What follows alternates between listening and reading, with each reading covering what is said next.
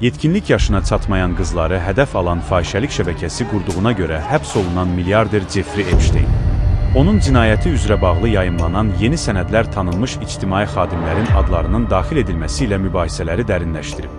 Bu, artıq sadəcə fərdi cinayət işi deyil, həm də qlobal mediada güc, cəzasızlıq və şəffaflıq məsələlərinin simvolu kimi gündəmdədir. Bess Epstein kimdir? 20 yanvar 1953-cü ildə Brooklyn şəhərində anadan olan Epstein sərvətini bank və maliyyə sektorlarında toplayan milyarder idi.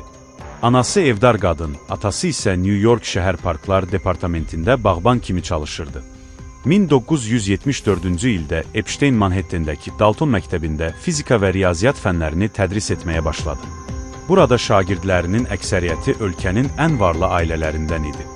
Müəllimlik dövründə aldığı iş təklifini qəbul edərək 4 il Bear Stearns adlı şirkətdə işləyib. 1981-ci ildə isə öz biznesini qurmaq məqsədilə şirkətdən ayrılıb. 1988-ci ildə konsalting şirkətini yaratdı. Bu şirkət xalis sərvəti $1 milyard çox olan şəxslərə maliyyə idarə etmə xidmətləri göstərirdi. Epsteinə qarşı gənc qızlara təcavüz iddiaları ilə bağlı ilk iş 2005-ci ildə qeydə alınıb. Bir qadın polisə ögey qızının 14 yaşında ikən böyük bir qız tərəfindən Epsteinin malikanəsinə aparıldığını bildirdi.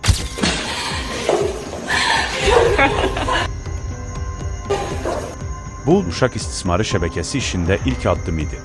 Epsteinin sağ qolu Maxwell uşaq istismarı şəbəkəsində əsas fiqur olub. İddialara görə, o, Epsteinə yetkinlik yaşına çatmayan qızları təqdim edən şəxs idi. Epstein əsasən 14-17 yaşlı qızları hədəf alırdı. Qızlara qarşı cinsi xarakterli hərəkətlərə məcbur edilirdi.